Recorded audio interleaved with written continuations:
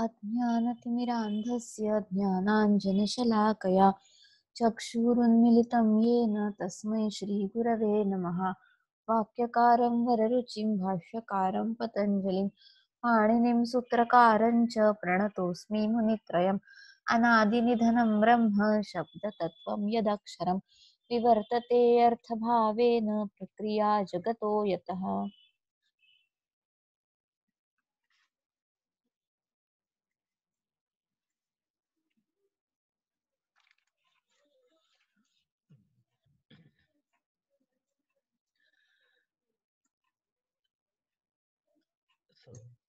त्रिंशदधिक एकशततमकारिका।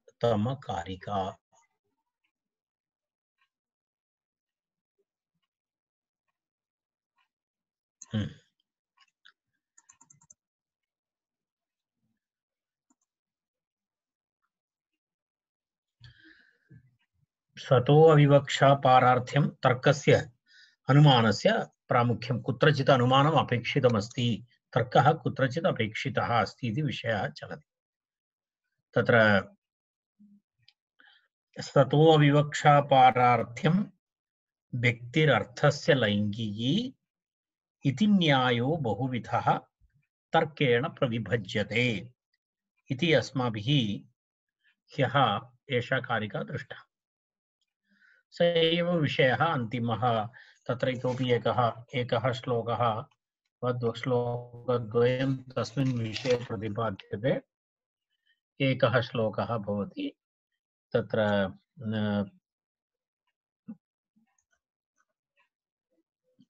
एषः श्लोकः तस्मिन् विषये अन्तिमः श्लोकः। अनुमानस्य प्रामाण्यता विषये पूर्वोक्तः तर्कः शब्दमूलकः एव इत्याह इति पूर्वोक्तः विषयः। स एव विषयः तर्कः अयं पूर्वोक्तः तर्कः शब्दमूलकः अस्ति इत्येव अत्र अग्रिमा कारिका। तर्हि पूर्वतनकारिकायां तर्कस्य महत्त्वम् उक्तं पारार्थस्य कृते। तदनन्तरं पुनः कस्य कृते आवश्यकम् इति उक्तं पारार्थ्यं, पुनः अविवक्षा, तदनन्तरं लैङ्गिकी व्यक्तिः। एतेषु विषयेषु एतस्य महत्त्वविषये तर्कस्य प्रामाणिकता तर्कस्य अपेक्षा विषये अस्माभिः पूर्वं चर्चितम्। इदानीम् अग्रिमा कारिका एतस्मिन् विषये शब्दानामेव सा शक्तिः शब्दानामेव सा शक्तिः तर्को यः पुरुषाश्रयः तर्को यः पुरुषाश्रयः शब्दानुगतो न्यायो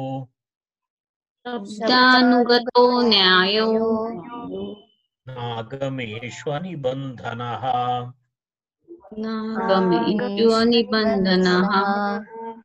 पुनरेकवारं शब्दानामेव सा शक्तिः शब्दानामेव सा शक्तिः तर्को यः पुरुषाश्रयः तर्को यः पुरुषाश्रयः शब्दानुगतो न्यायो शब्दानुगतो न्यायो नागमेष्वनिबन्धनः। नागमेषु अनिबन्धनः। अत्र पदच्छेदः शब्दानामेव सा शक्तिः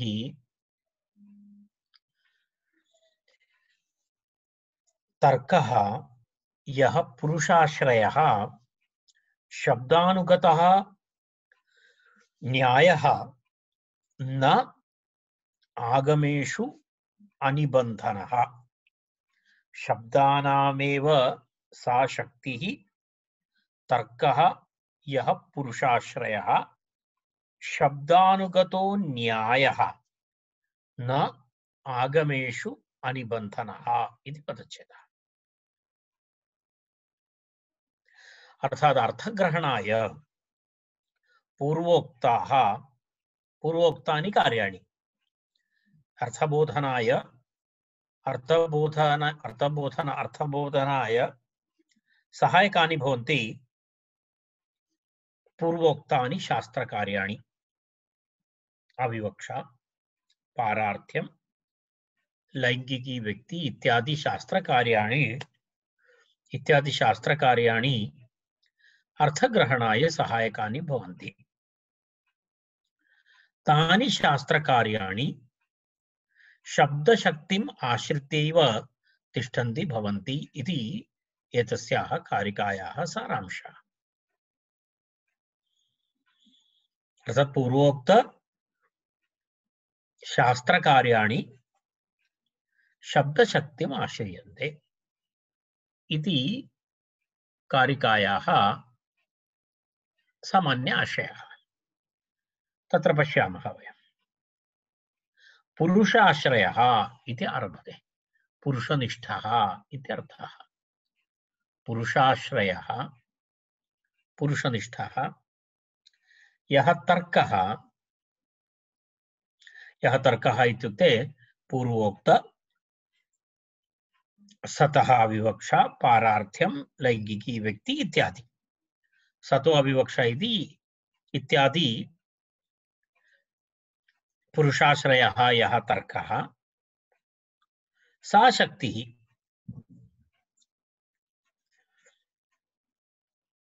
यः तर्कः इत्यस्य किञ्चित् विवरणं करणीयं भवति। यः तर्कः इत्युक्ते तस्य आशयः नाम तन्निष्ठाशक्तिः इत्यर्थः। अर्थात् तन्निष्ठाशक्तिः, सतो अविवक्षा इत्यादिषु निष्ठा या शक्ति इत्यर्थः। तदेव सा शक्तिः इति उच्यते। यः तर्कः अथवा यः तन्निष्ठाशक्तिः, या तन्निष्ठाशक्तिः, सा शक्तिः शब्दानामेव न्यायः इति। अर्थात् किमस्ति? वाक्यभेदादि ज्ञानलक्षणः तर्कः। पूर्वोक्त वाक्यभेदादि ज्ञानार्थ ज्ञानलक्षणः तर्कः। सः शब्दानामेव शक्तिः। अर्थात् शब्दानामेव सामर्थ्यं तत्र अस्ति। न हि शब्दशक्तिम् अनपेक्ष्य पुरुषैः तर्कः कर्तुं शक्यते।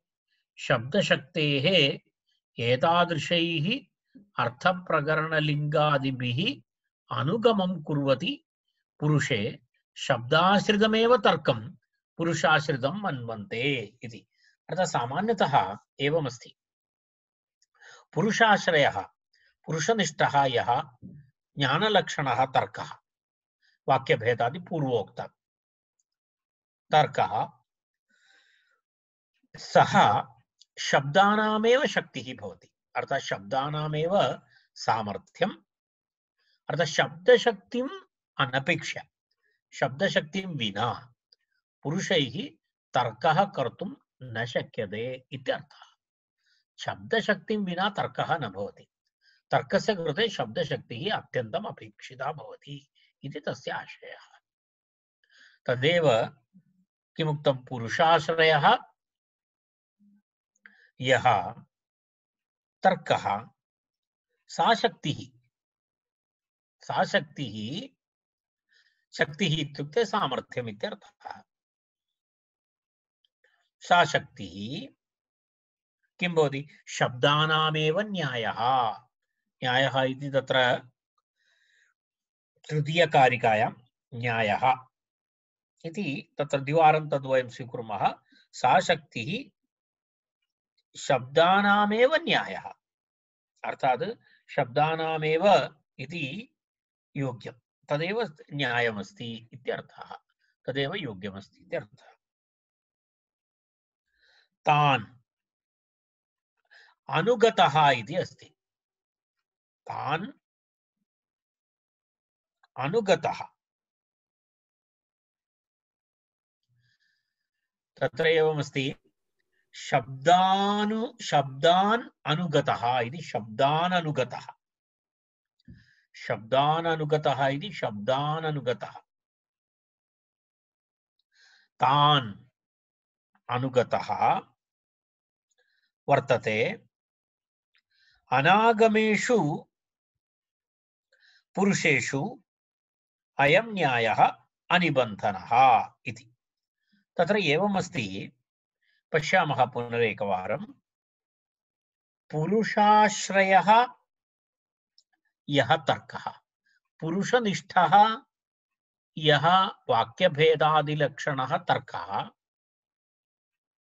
सः शब्दानामेव शक्तिः, सा शक्तिः शब्दानामेव न्यायः अनुगतः वर्तते। पुनः न्यायः इति उक्तम्। अनन्तरं सा शक्तिः शब्दानामेव न्यायः।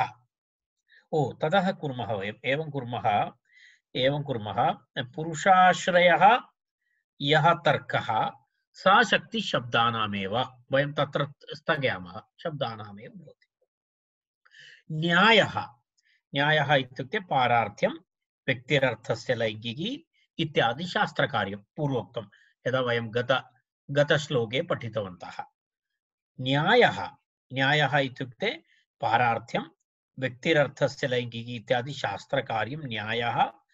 तान् इत्युक्ते शब्दान्, तान् इति तत्र नास्ति, शब्दान् इति अस्माभिः योजनीयं। तान् अनुगतः वर्तते। केवलम् अनुगतः इति एकः शब्दः अस्ति, परन्तु ततः पूर्वं तान् इति वयं योजयामः, वर्तते इत्यपि योजयामः। तर्हि द्वितीयं वाक्यं भवति पूर्णं तत्र, अर्थात् न्यायः अनुगतः वर्तते। कम् अनुगतः वर्तते? तान् अनुगतः वर्तते। तान् नाम कान्? शब्दान्। अर्थात् न्यायः सर्वदा शब्दान् अनुवर्तते, अनुगतः वर्तते इति अर्थः। तदनन्तरं तृतीयं वाक्यम् अनागमेषु अनिबन्धनम्। अनागमेषु पुरुषेषु इति। अनागमेषु पुरुषेषु इत्युक्ते कः अर्थः?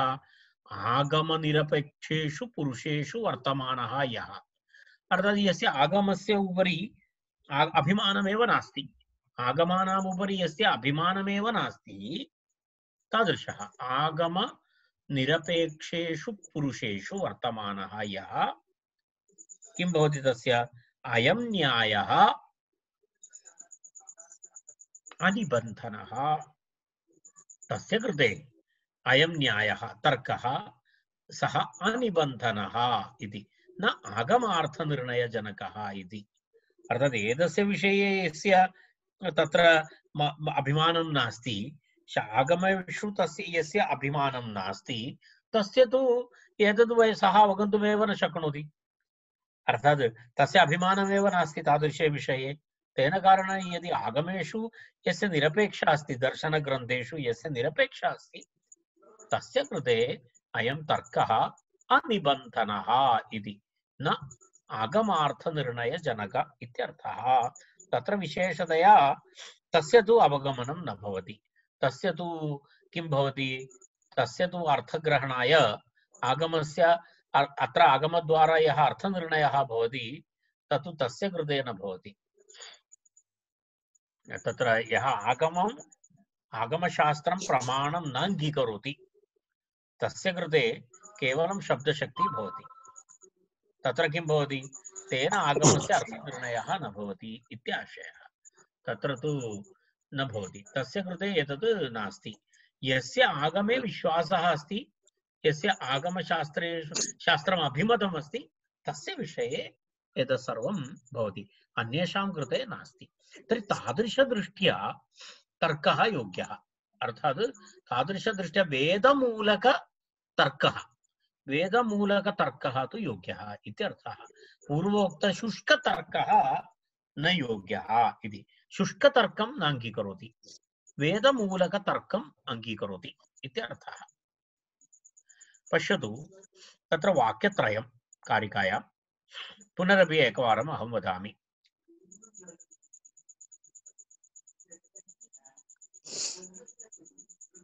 प्रथमं वाक्यं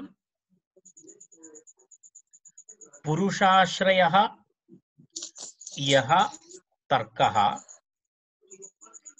सा शक्तिः शब्दानामेव, अर्थात पुरुषनिष्ठः यः तर्कः, तर्कः नाम ह्यः वयम् उक्तवन्तः अर्थं प्रकरणं लिङ्गम् इत्यादि वाक्यभेदादि ज्ञानलक्षणः तर्कः, सः शब्दानामेव शक्तिः सामर्थ्यम् इति प्रथमं वाक्यं।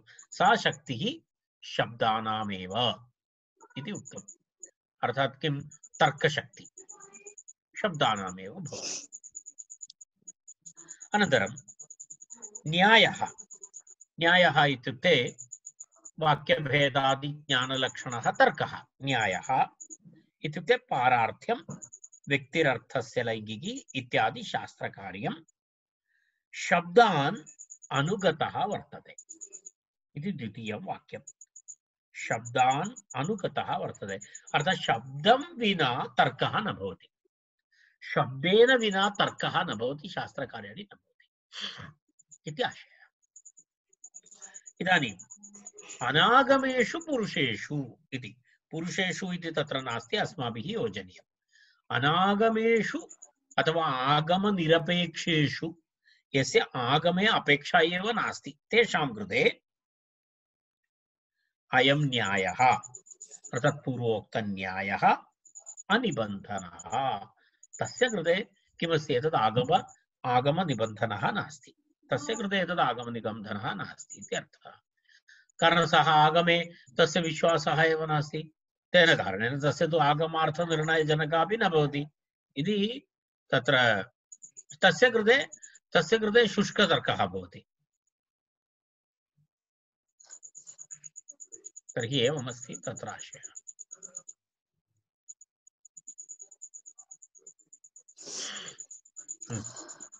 तावदेव वक्तव्यमस्ति। अहं पश्यामि, अग्रे गच्छामः। पुरुषाश्रयः यः तर्कः तन्निष्ठा शक्तिः सा शक्तिः शब्दानामेव न्यायः तान् अनुगतः वर्तते। अनन्तरम् अनागमेषु पुरुषेषु अयं न्यायः अनिबन्धनः इति कारिकायाः अन्वयः। तावदेव पठामः एकवारम्। शब्दानामेव सा शक्तिः, शब्दानामेव सा शक्तिः तर्को यः पुरुषाश्रयः, तर्को यः पुरुषाश्रयः शब्दानुगतो न्यायो शब्दानुगतो न्यायो नागमेष्वनिबन्धनः। नागमेष्वनिबन्धनः। तर्हि तत्र अग्रिमः विषयः इदानीम् अस्माकम् एषः विषयः अत्र तर्कविषये अत्र यद् विवरणमस्ति तदत्र समाप्तं 138 पर्यन्तम्। अग्रिमः विषयः 39 आरभ्य 240 पर्यन्तं चतस्रः कारिकाः 39, 40, 41, 42 139, 139, 140, 141, 142 इति 240 पर्यन्तं चतस्रः कारिकाः साधुशब्दानां पुण्यजनकत्वं प्रतिपादयति। साधुशब्दानां पुण्यजनकत्वं प्रतिपादयति। अग्रे तत्र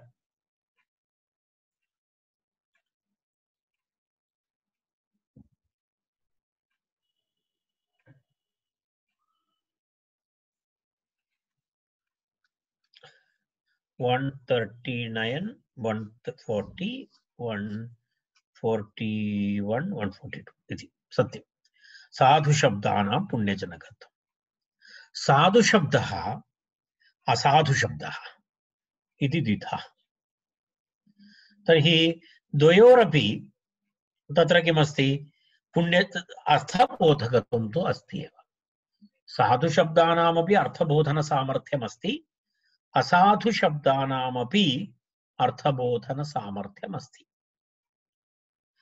साधुशब्दः किं भवति, द्वौ अपि अर्थबोधकौ महाभाष्येपि पुष्पशाण्डिके उक्तमस्ति। परन्तु तर्हि साधुशब्दप्रयोगेण किं सिद्ध्यति? साधुशब्दप्रयोगेण सः साधुशब्दप्रयोगः अर्थबोधकः अपि भवति, अभ्युदयकारी च भवति इति पुष्पशाण्डिके। शब्द साधुशब्देन असाधुशब्दप्रयोगेन च अर्थबोधे भेदः न भवति, अर्थबोधः भवति एव। परन्तु साधुशब्दप्रयोगस्य महत्त्वं नाम, तस्य श्रेष्ठता नाम सः अभ्युदयकारी भवति इति तस्य श्रेष्ठता भवति। तर्हि तस्मिन् विषये इदानीम् अग्रिमचतस्रः कारिकाः प्रतिपाद्यन्ते। अग्रिमां कारिकाम् अर्थात् अर्थबोधकत्वं शब्दसाधारणम् अस्ति। अर्थबोधकत्वं शब्दसाधारणम् अस्ति, परन्तु साधु अर्थात् शब्दसाधारणम् अस्ति इत्युक्ते साधुशब्दानामपि अस्ति, असाधुशब्दानामपि अस्ति इति शब्दसाधारणम् अस्ति। साधुशब्दानाम् एव धर्मबोधकत्वम् अस्ति इत्यर्थः। तस्मिन् विषये प्रथमा कारिका, तत्र अग्रिमा कारिका, रूपादयो यथा दृष्टा, रूपादयो यथा दृष्टा, प्रत्यर्थं यतः शक्तयः, प्रत्यर्थं यतशक्तयः, शब्दास्तथैव दृश्यन्ते, शब्दास्तथैव दृश्यन्ते, विशापहरणादिषु, विशापहरणादिषु।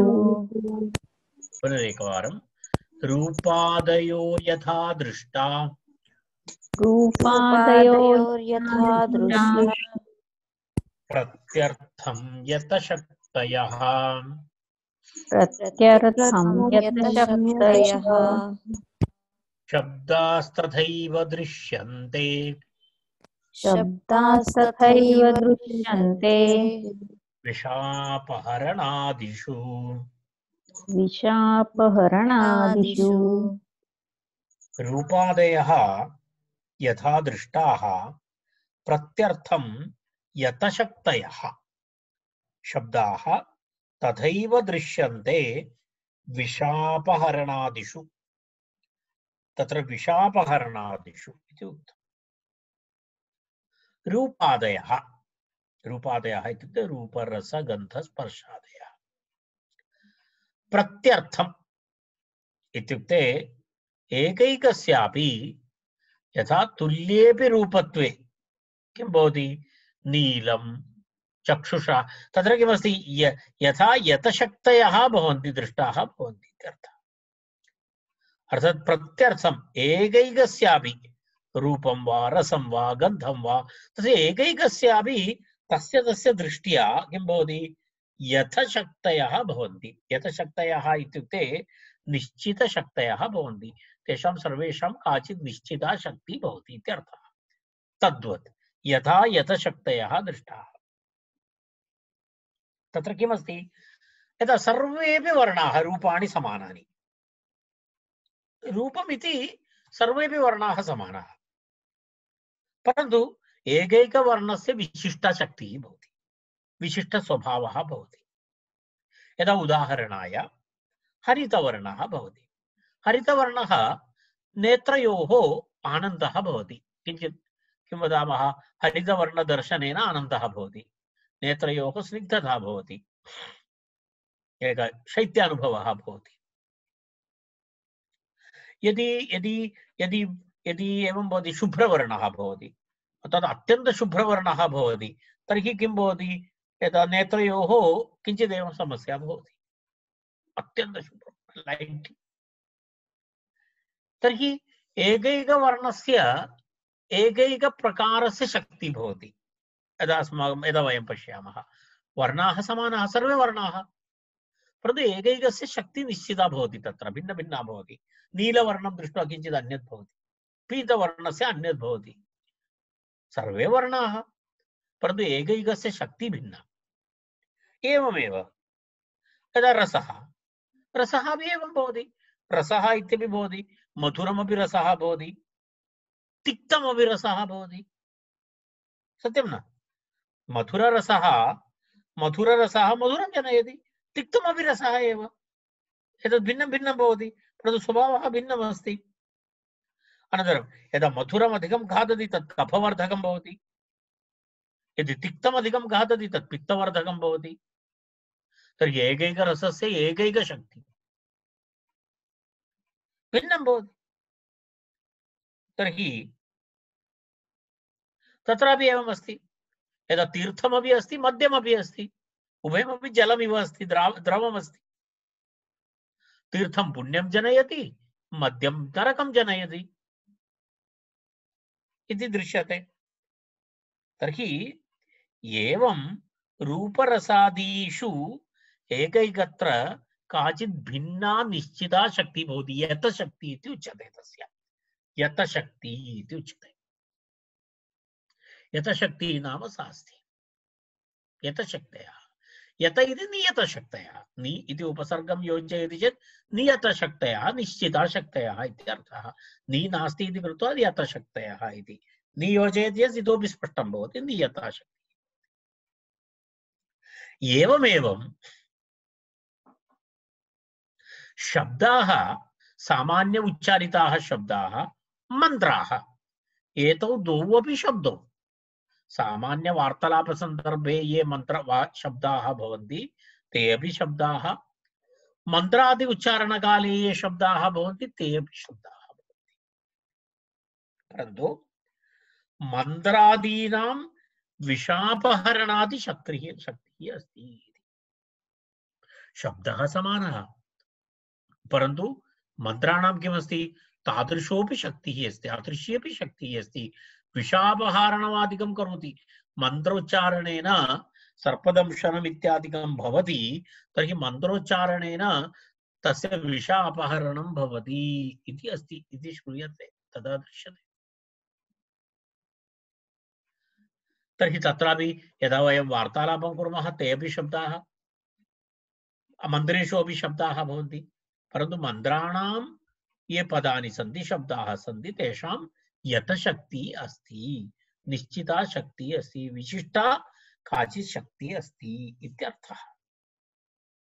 तद्वद् शब्दानां साधु शब्दः अपि अस्ति, असाधु शब्दः अपि अस्ति। तस्मात् यदा विशिष्ट शक्ति अस्ति साधु शब्देषु, किं साधु शब्दाः किं भवन्ति, अभ्युदयकारिणः भवन्ति इत्याशयः। अर्थात् साधु शब्दः अपि समानः, असाधु शब्दः। यदा यदा रूपं वयं दृष्टवन्तः न, यदा नीलवर्णः अपि रूपमस्ति, हरितवर्णः अपि रूपमस्ति, शुभ्रवर्णः अपि, परन्तु एकैकस्य एकैका शक्तिः समानमस्ति, साधारणमस्ति। तद्वत् शब्दः अपि साधारणः, साधु शब्दः वा भवतु, असाधु शब्दः भवतु, शब्दसाधारण्यं तु अस्ति एव, अर्थबोधः अपि भवति। परन्तु विशेषशक्तिः नाम किमस्ति, तत्रापि यतशक्ति अस्ति। साधु शब्देषु नियता शक्ति अस्ति। का शक्ति अस्ति, अभ्युदयकारी शक्तिः अस्ति। साधु शब्देषु अभ्युदयकारित्वम् अस्ति इत्यर्थः।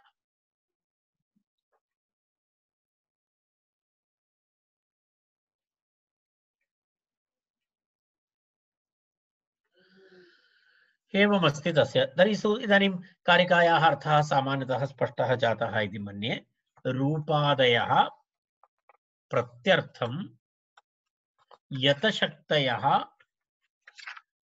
रूपादयः प्रत्यर्थं यथा यतशक्तयः दृष्टाः,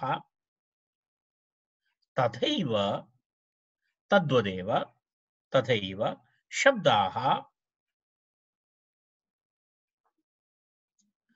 शब्दाः उभयत्रापि दृष्टेषु अदृष्टेषु, तत्र किञ्चित् इतोपि श्लोके बहु शब्दाः योजनीयाः। तथैव शब्दाः दृष्टेषु इति, दृष्ट पश्यतु, दृष्टफलाः अदृष्टफलाः इति। दृष्टफलं नाम विषापहरणादिकम्, तत्र शक्तिः अस्ति। तत्र किमस्ति, उच्चारण मन्त्रोच्चारणेन तत्र फलं द्रष्टुं शक्नोति। अदृष्टेषु अदृष्टेषु धर्मादिषु यदा स्वर्गं प्राप्नोति, एतत् प्राप्नोति, तत् प्राप्नोति इत्यादि अदृष्टफलं, कारणं तद् वयं साक्षात् द्रष्टुं शक्नुमः, अनन्तरकाले भवति। तर्हि तथैव शब्दाः दृष्टेषु विषापहरणादिषु अदृष्टेषु धर्मादिषु यतशक्तयः दृश्यन्ते इति ब्राकेट्।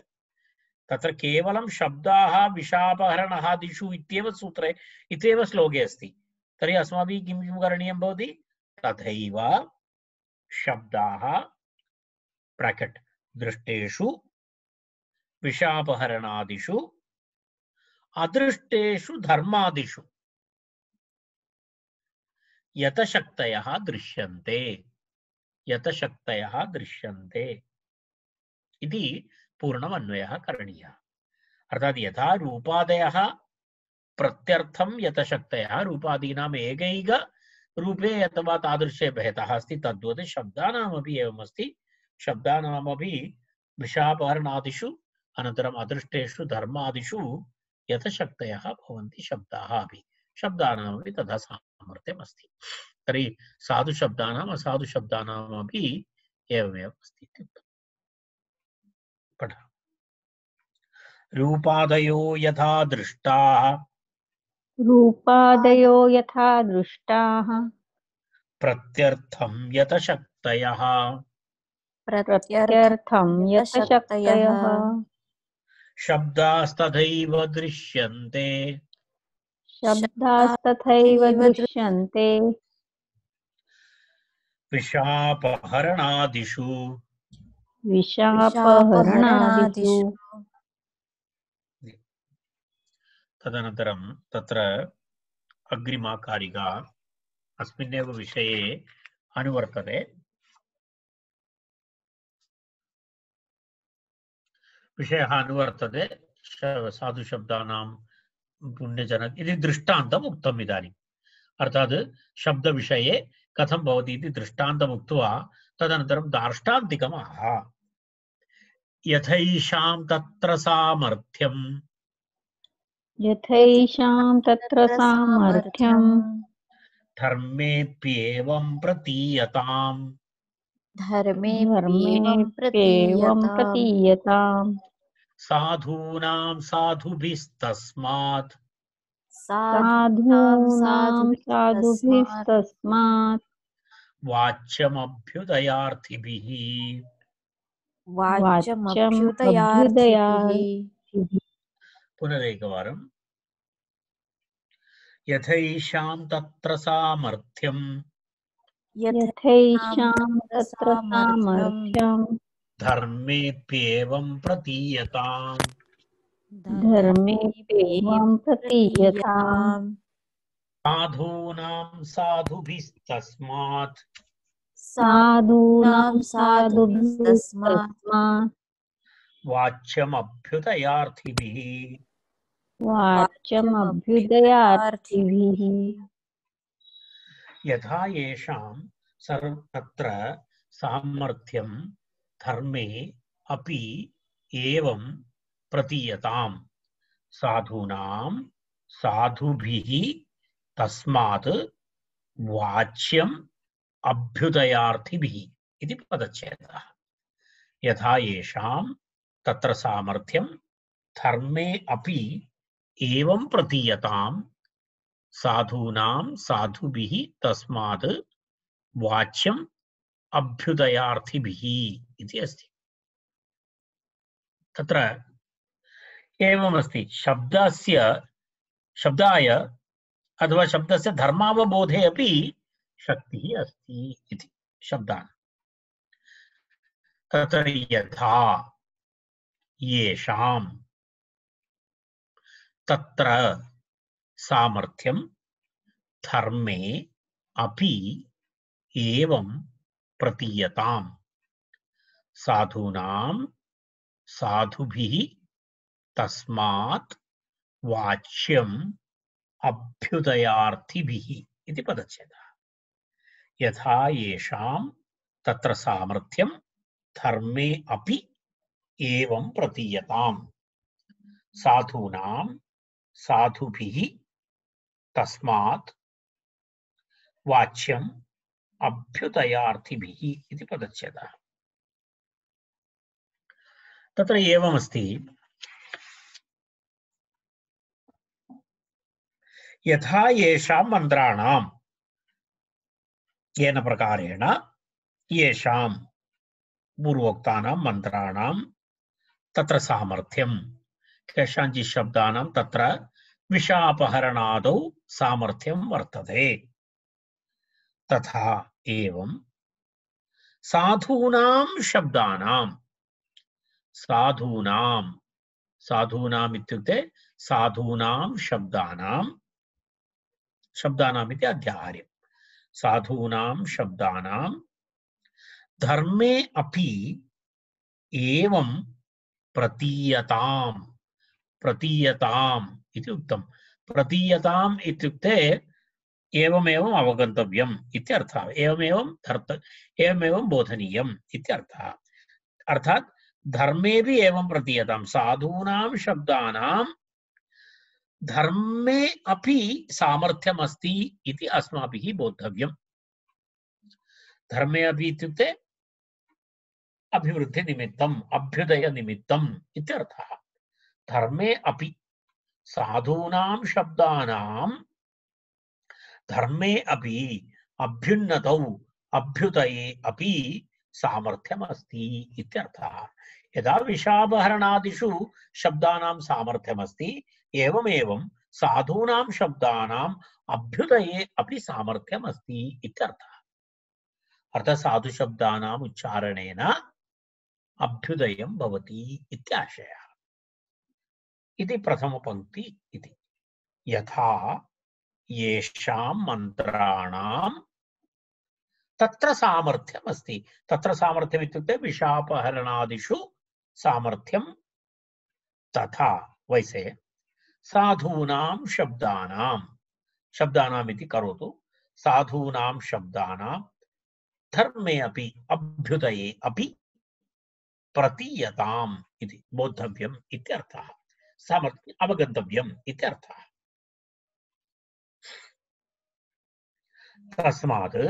तस्मात् आचार्यः कथयति, तस्मात् अभ्युदयार्थिभिः, अर्थात् यस्य अदृष्टार्थिभिः इति, अदृष्टार्थिभिः पुरुषैः, यः पुरुषः अभ्युदयमिच्छति तेन। अभ्युदयार्थी इत्युक्ते अभ्युदयम् अर्थ्यते इति अभ्युदयार्थी अभ्युदयं यः इच्छति सः अभ्युदयार्थी। अर्थात् अभ्युदयार्थी पुरुषः, अभ्युदयार्थिभिः पुरुषैः किं करणीयं? साधुभिः वाच्यम् इत्युक्ते साधुशब्दैः व्यवहारः करणीयः, न असाधुशब्दैः इत्यर्थः। साधुभिः वाच्यम् इत्युक्ते साधुशब्दैः व्यवहारः करणीयः, न असाधुभिः शब्दैः इत्याशयः। कारणं साधुशब्दानां धर्मे अपि सामर्थ्यमस्ति इत्युक्ते अभ्युदयप्राप्तिनिमित्तं सामर्थ्यमस्ति इति। अत्यन्ता सरला कारिका, तत्र किमपि विशेषतया वक्तव्यं नास्ति। पूर्वोक्त दृष्टान्तस्य दार्ष्टान्तिकमस्ति एतत्।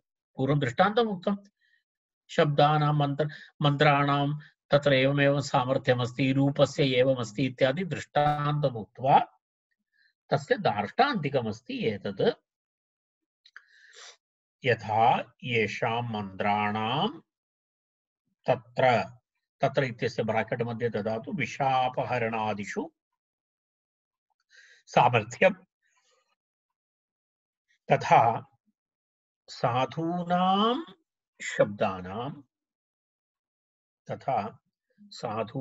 शब्दानां धर्मेऽपि एवं प्रतीयताम्। धर्मेऽपि एवं प्रतीयताम्। तस्मात् अभ्युदयार्थिभिः साधुभिः वाच्यम्। अभ्युदयार्थिभिः साधुभिः वाच्यम् इति अस्ति। अभ्युदयार्थिभिः साधुभिः वाच्यम्। तत्र साधुशब्देन साधुशब्दैः व्यवहारः कर्तव्यः इत्यर्थः। तावदेव अस्ति। यथैषां तत्र सामर्थ्यं यथैषां तत्र सामर्थ्यं धर्मेऽप्येवं प्रतीयताम्। धर्मेऽप्येवं प्रतीयताम्। साधूनां साधुभिस्तस्मात् साधूनां साधुभिस्तस्मात् वाच्यमभ्युदयार्थिभिः। वाच्यम् अभ्युदयार्थिभिः। अग्रिमा कारिका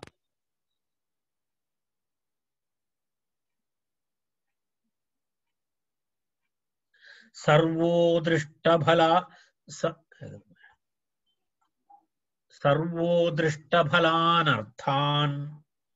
सर्वो दृष्टफलानर्थान् आगमात् प्रतिपद्यते।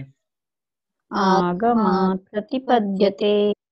विपरीतं च सर्वत्र विपरीतं च सर्वत्र शक्यते वक्तुमागमे। शक्यते वक्तुमागमे। पुनरेकवारं सर्वे अदृष्टफलानर्थान् सर्वे दृष्टफलानर्थान् सर्वे नास्ति खलु सर्वो दृष्टफलानर्थान् इति अस्ति। क्षम्यताम्। सर्वो दृष्टफलानर्थान् सर्वो दृष्टफलानर्थान् आगमात् प्रतिपद्यते। आगमात् प्रतिपद्यते। विपरीतं च सर्वत्र विपरीतं च सर्वत्र शक्यते वक्तुमागमे। शक्यते वक्तुमागमे। सर्वः अदृष्टफलान् अर्थान् आगमात् प्रतिपद्यते। विपरीतं च सर्वत्र शक्यते वक्तुम् आगमे। सर्वः अदृष्टफलान् अर्थान् आगमात् प्रतिपद्यते इति उक्तं स्पष्टं। सर्वः जनः सर्वेऽपि जनाः सर्वः अपि जनः अदृष्टफलान् अर्थान् अर्थात् अदृष्टफलप्राप्तिदायकान् अर्थान् यदा यागः दानम् इत्यादि सर्वेषाम् अदृष्टफलदायकत्वम् अस्ति। यदा यागं करोति यज्ञं करोति दानं ददाति इति तस्य फलं तु सत्वरं न दृश्यते। ते सर्वे अदृष्टफलदायकाः। तद् परन्तु तथा फलम् अस्ति इति कुतः ज्ञायते? तस्य फलविषये वयं कथं जानीमः? आगमात् प्रतिपद्यते। वेदशास्त्रेभ्यः वयम् अवगन्तुं शक्नुमः। एवमस्ति खलु। यदा सुरापानं नरकसाधकम् इति उच्यते। अर्थात् मद्यपानं नरकं फलम् इति अस्ति। आगमे कथयति। एवमेवं यदि कोऽपि विपरीतमपि वक्तुं शक्नोति। कथं? सुरापानं स्वर्गसाधकम् इत्यपि वक्तुं शक्नोति। परन्तु किमस्ति तस्य सः किमपि वा भवतु परन्तु वेदेषु यदुच्यते तदेव फलं भवति। यः वदति मद्यपानं सुरापानं स्वर्गसाधकम् इत्युक्त्वा मद्यं पिबति परन्तु तस्य नाशं वयं द्रष्टुं शक्नुमः। तेन कारणेन तस्य फलं तु नास्ति।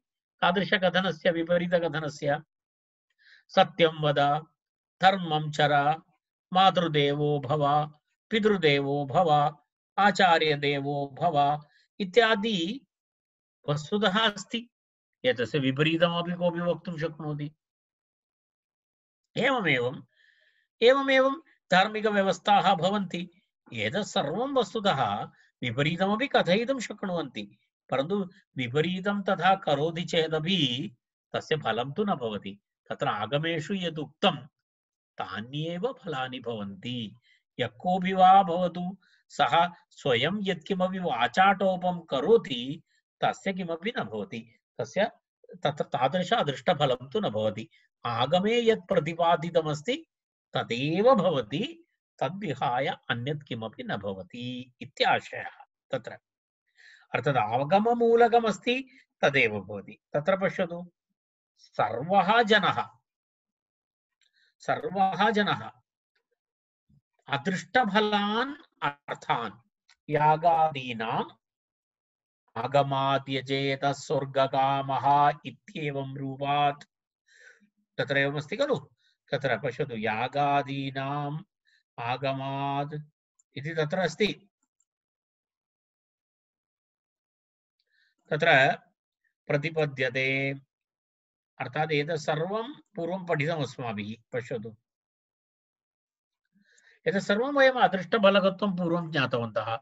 यागादीनां किं भवति? यागादीन् आगमाद् यजेत स्वर्गकामः, यजेत स्वर्गकामः कुतः प्राप्नोति? वेदात् प्राप्नोति। यजेत स्वर्गकामः इत्येवं रूपात् प्रतिपद्यते। यागः स्वर्गसाधनमिति मनुते। यागः स्वर्गसाधनमस्ति। एवम् एकः शब्दः सम्यक् ज्ञातः, सुष्ठु प्रयुक्तः, स्वर्गे लोके च कामधुग्भवति इत्येवं रूपात् आगमात् किं ज्ञायते? साधूनामपि शब्दानाम् अदृष्टजनकत्वं मन्यताम्। तत्रापि अदृष्टजनकत्वम् अस्ति। अर्थात् तदपि अदृष्टजनकत्वम् अस्ति खलु। इदानीं किम् अस्ति? तत्र किम् उक्तम्? एकः स्वर्गः, एकः शब्दः सम्यक् ज्ञातः, सुष्ठु प्रयुक्तः, स्वर्गे लोके च कामधुक् भवति। स्वर्गे कामधुक् भवति वा न वा इति वयं कथं जानीमः? इदानीं तददृष्टं फलमस्ति, तददृष्टं फलमस्ति। तेन एतत् सर्वं वयं कुतः अवगन्तुं शक्नुमः? आगमात्। आगमात् प्रतिपद्यते, वेदशास्त्रेभ्यः अवगम्यते इत्यर्थः। प्रतिपद्यते इत्युक्ते अवगम्यते इत्यर्थः। आगमे केनचित् इति अस्माभिः योजनीयं। तत्र आगमे केनचित्, कोऽपि वा भवतु, सर्वत्र विपरीतं, सर्वत्र विपरीतम् अर्थात् यत्र यत्र धर्मम् अधर्मम् इति कृत्वा, पुण्यं पापम् इति कृत्वा अपि कर्तुं शक्नोति, विवरणं कर्तुं शक्नोति। तं कपि रोद्धुं न शक्नोति। तं सर्वत्र विपरीतं, तद् स्वेच्छया वा भ्रान्त्या वा, तथा इति अन्वये करोतु। सर्वत्र विपरीतं स्वेच्छया भ्रान्त्या वा वक्तुं शक्यते। तत्र कापि बाधा नास्ति, वक्तुं शक्यते। परन्तु वक्तुं शक्यते, तस्य आशयः नाम किमस्ति? तदा अग्रे अग्रे ब्राकेट् मध्ये लिखन्तु। किन्तु न कार्यकारी, किन्तु न कार्यकारी इत्युक्ते यत्किमपि विपरीतं कथयति तस्य किमपि प्रयोजनं नास्ति, किमपि तत्र प्रायोगिकं नास्ति इत्यर्थः। तत्र किमपि प्रयोजनं नास्ति। कोऽपि वा विपरीतं वक्तुं शक्नोति। एवं विपरीतम् आगमेन यस्य पुण्यजनकता उक्ता तस्य पापजनकत्वं, यस्य पापजनकता उक्ता एतत्। एवं सति विपरीतम् आगमेन कुत्रचित् आगमेन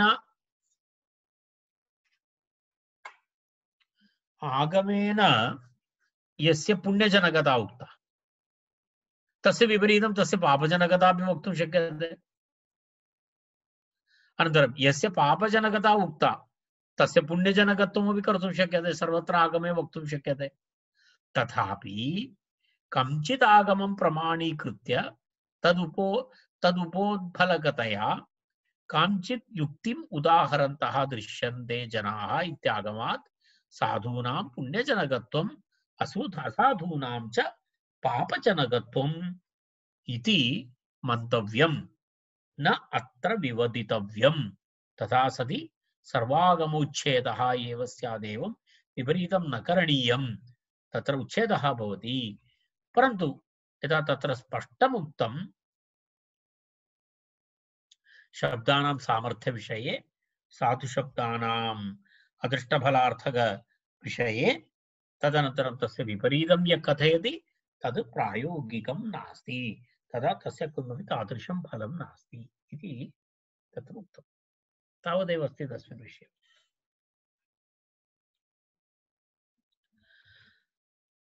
एकवारं पुनः अन्वयं पश्यामः सर्वः जनः इति ब्राकेट् अदृष्टफलान् अर्थान् अर्थात् यागं यागः दानम् इत्यादि सत्कर्मणां फलानि इति अर्थान् अदृष्टफलान् अर्थान् कुतः प्रतिपद्यते आगमात् प्रतिपद्यते वेदशास्त्रेभ्यः ज्ञायते आगमे केनचित् केनचित् अध्याहार्यं करणीयम् आगमे केनचित् ब्राकेट् आगमे केनचित् सर्वत्र विपरीतम् तदनन्तरं ब्राकेट् मध्ये स्वेच्छया भ्रान्त्या वा सर्वत्र विपरीतं यत्र यत्र पुण्यं वदति तत्र तत्र पापमिति यत्र यत्र पापमिति वदति तत्र तत्र पुण्यमिति यत्र धर्म इति वदति तत्र अधर्म इति यत्र अधर्म इति वदति तत्र धर्म इति सर्वं स्वेच्छया अथवा भ्रान्त्या वा वक्तुं शक्यते वक्तुं स्वातन्त्र्यमस्ति कोऽपि वा न इति न वदति परन्तु अग्रे ब्राकेट् किन्तु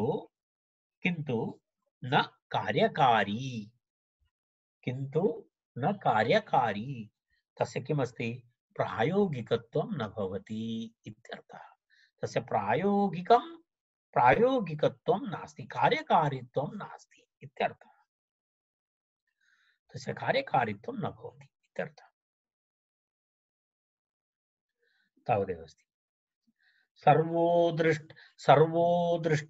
सर्वोदृष्टफलान् अर्थान् आगमात् प्रतिपद्यते विपरीतं च सर्वत्र शक्यते वक्तुमागमे